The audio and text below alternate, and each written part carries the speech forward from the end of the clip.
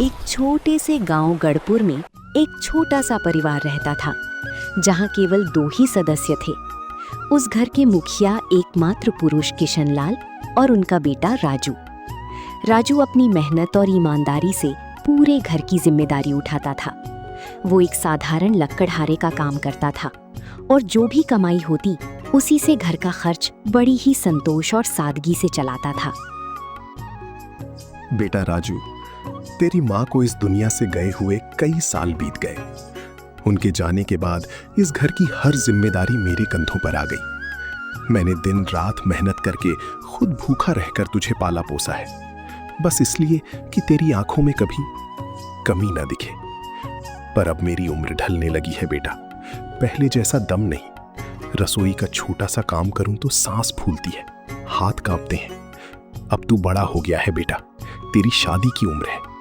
अगर कोई अच्छी, समझदार, संस्कारी लड़की आ जाए तो इस घर में फिर से रौनक लौट आए, मुझे सहारा मिले, तेरी जिंदगी संवरे। अरे पिताजी, आप ये कैसी बातें कर रहे हैं? क्या सिर्फ उम्र हो जाने से शादी कर ली जाती है? आप ही बताइए। मेरे पास ना कोई पक्का काम है, ना कोई अच्छी आमदनी। ऐसे में कौन अपनी बेटी की शादी मुझ जैसे गरीब लकड़हारे से करेगा? मैं तो रोज सुबह जंगल जाता हूँ, दिन भर मेहनत करके लकड़ियां काटता हूँ और फिर बाजार में घंटों खड़ा रहकर उन्हें बेचता हूँ। जो थोड़े बहुत पैसे मिलते हैं उनसे किसी तरह घर का खर्च चलता है।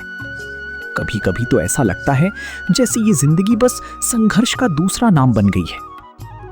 तो मैं क्या करूं बेटा, अब मुझसे पहले जैसा काम नहीं होता। शरीर जवाब देने लगा है, थोड़ा सा काम और चक्कर आने लगते हैं। तेरी माँ के जाने के बाद चिंता, गम और अकेलेपन ने मुझे अंदर से तोड़ दिया है। ऐसा लगता है जैसे उम्र से पहले बूढ़ा हो गया हूं। पर तेरी बात भी गलत नहीं है, जब तक हाथ में अच्छा काम नहीं, शादी कैसे होगी?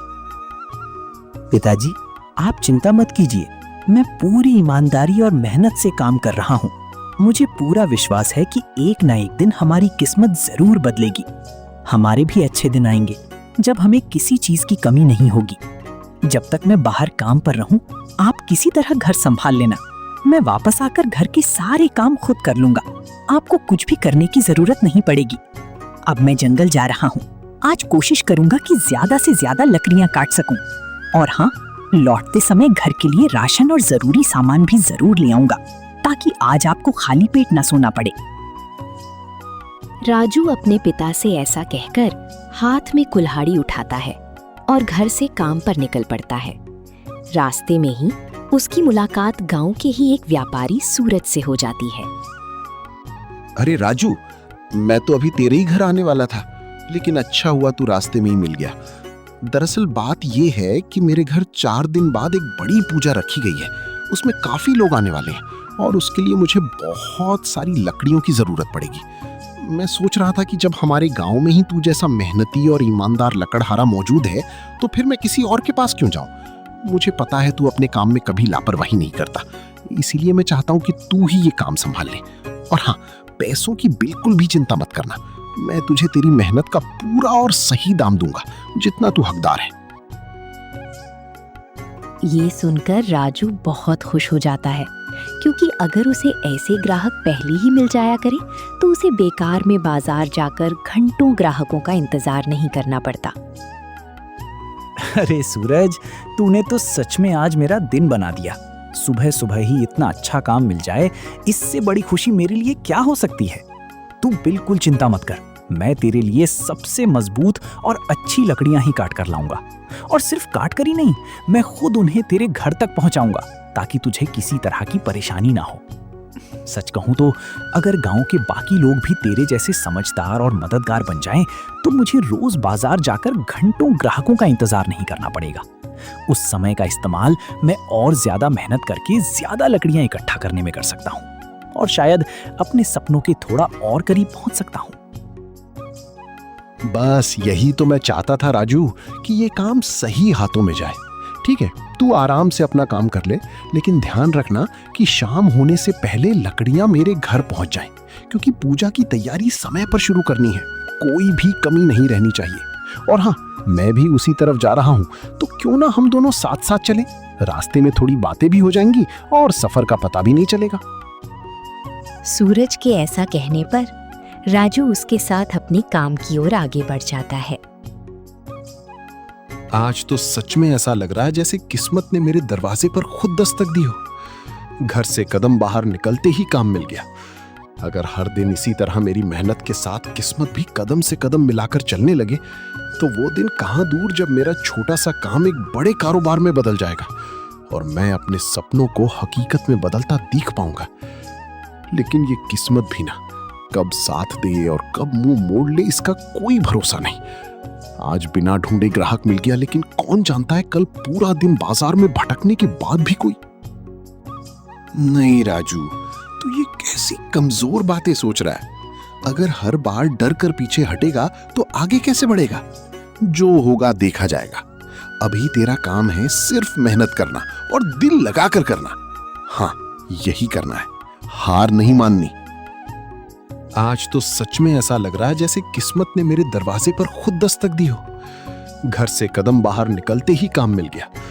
अगर हर दिन इसी तरह मेरी मेहनत के साथ किस्मत भी कदम से कदम मिलाकर चलने लगे, तो वो दिन कहां दूर जब मेरा छोटा सा काम एक बड़े कारोबार में बदल जाएगा और मैं अपने सपनों को हकीकत में बदलता दिख पाऊंगा।